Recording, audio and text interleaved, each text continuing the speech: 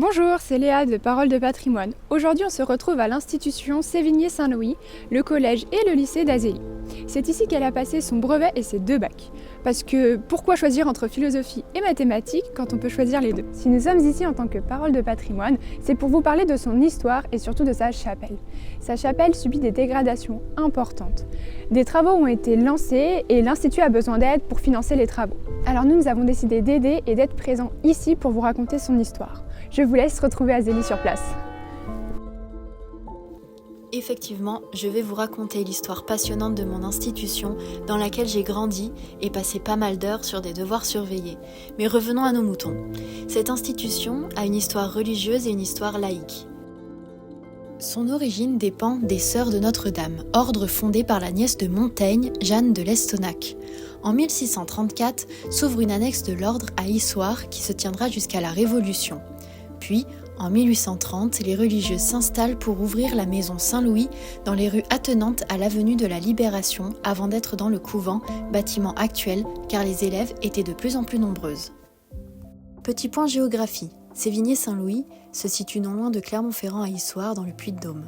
Au printemps 1842, Mercure Abbé a fait construire le quadrilatère que l'on connaît, de 52 mètres sur 42, avec un cloître intérieur. En novembre 1844, l'aile sud était achevée et les classes ouvraient.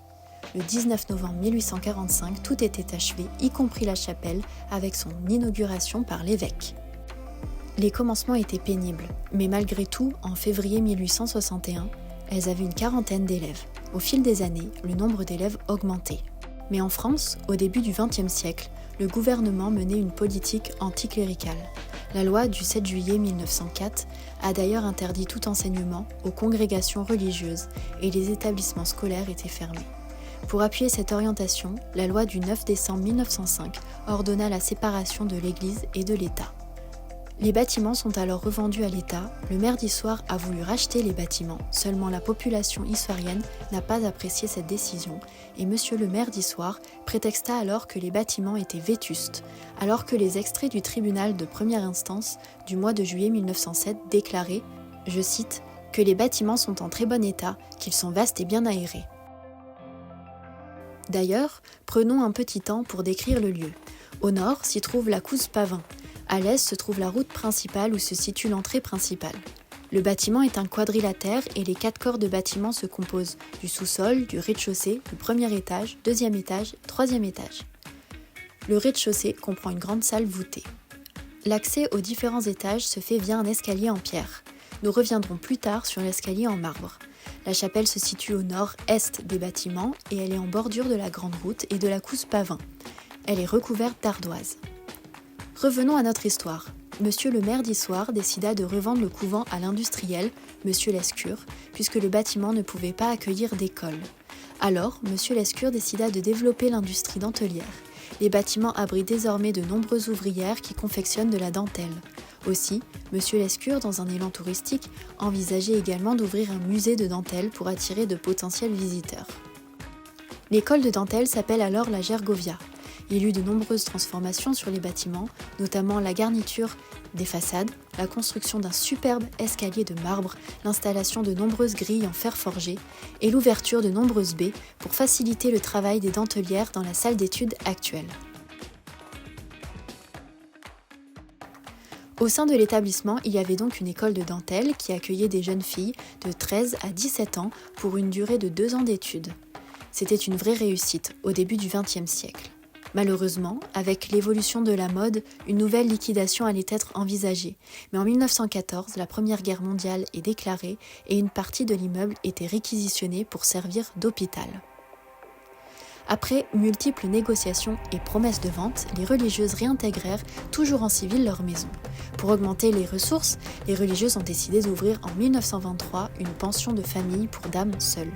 La maison retrouva alors une certaine prospérité avec 150 élèves qui y apprenaient les mathématiques, le français, la chimie, la géographie, la physique, le latin, le grec, très peu d'anglais, un peu de poésie, du dessin, de la couture et de la broderie.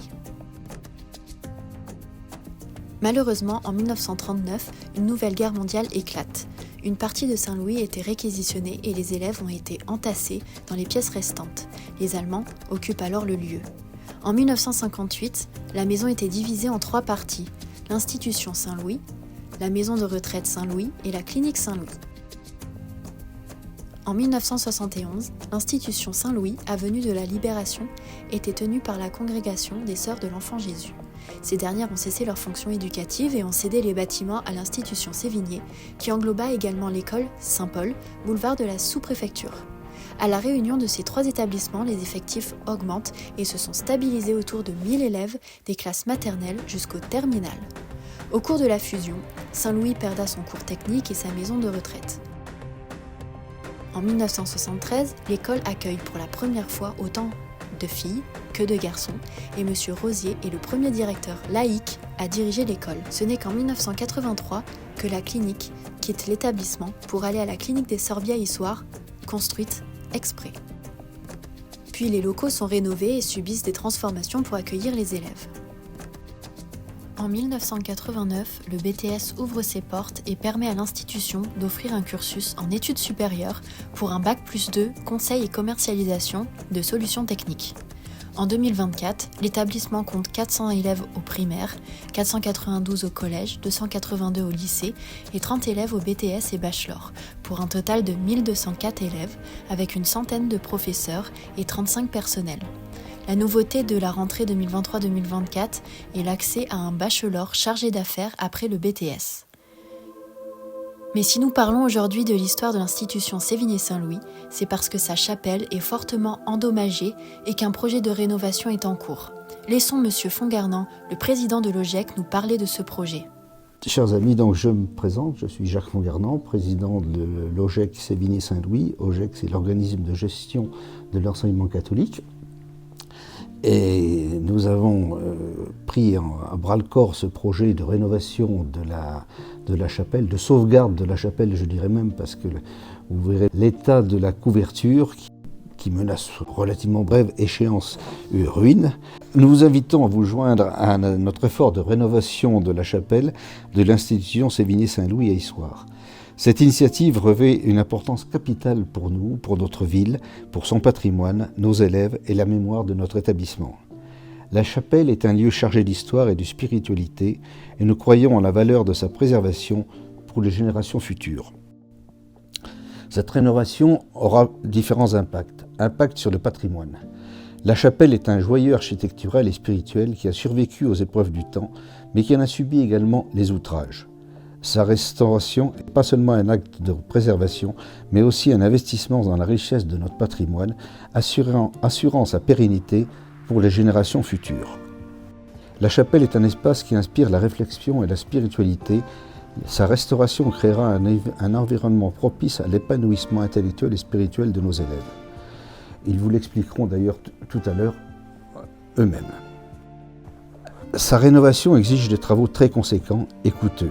Les familles, les élèves, les enseignants seront sensibles à toute aide que vous pourrez apporter afin de conserver et de sauvegarder notre belle chapelle. En conclusion, par votre don en faveur de la restauration de notre chapelle, vous nous manifesterez votre soutien à notre projet. Votre soutien est une pierre angulaire de ce projet. Ensemble, nous façonnerons l'avenir tout en préservant notre passé. Nous vous remercions chaleureusement de votre soutien et de votre contribution à la préservation de ce lieu emblématique de notre ville et de notre établissement. Merci. Et comme M. Fongarnant l'a dit précédemment, laissons la place aux élèves pour nous témoigner de leur ressenti vis-à-vis de la chapelle. Je m'appelle Eline et je pense que si la chapelle est rénovée, on pourra refaire la chorale dedans et les temps forts. Je m'appelle Enola et pour moi, rénover la chapelle est un besoin essentiel parce que tous les établissements ne bénéficient pas d'une chapelle. Je m'appelle Elissa et je pense que pour moi, ce serait important de procéder à la réparation de la chapelle parce que au-delà d'un quelque chose de religieux, je trouve que aussi c'est un monument historique important pour la commune. Donc et puis même en allant à l'école, je trouve ça agréable de pouvoir apercevoir notamment la chapelle parce que ça donne envie. Je trouve que ça rajoute vraiment de la beauté à l'école et puis Sévigné-Saint-Louis sans notre chapelle, ça aurait plus aucun sens. Ensuite, je pense que même pour les personnes religieuses, sachant que moi je ne suis pas chrétienne. Je trouve ça important parce que notamment avant on faisait des sortes de temps forts, histoire de divertir les élèves pour les fêtes chrétiennes, catholiques. Et à la fin on se retrouvait dans cette chapelle et maintenant on ne peut plus et c'est assez dommage pour les personnes religieuses et pour celles qui ne le sont pas notamment. Je m'appelle Maëva, j'ai 12 ans et pour moi la chapelle c'est très important parce que on pourrait faire des temps forts là-bas au lieu d'utiliser l'étude et déranger des autres. Et c'est important aussi parce que c'est quelque chose qui pourrait nous tenir à cœur quand on sera plus grand. Moi je m'appelle Antoine, j'ai 12 ans aussi. Je trouve du coup c'est important parce que pour le patrimoine d'histoire ce serait bien et tout ça. Les élèves qui auraient envie de se recueillir pour les causes familiales pourraient y aller, parce qu'en ce moment elle est fermée. Et puis avant on n'avait pas vraiment le droit d'y aller.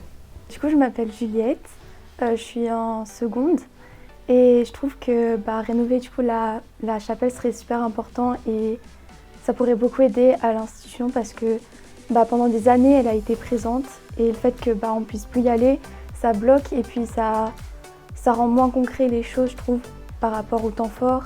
Et du coup, le temps qu'on pouvait passer dedans, il nous est retiré et c'est, je trouve, essentiel quand même pour une école privée catholique.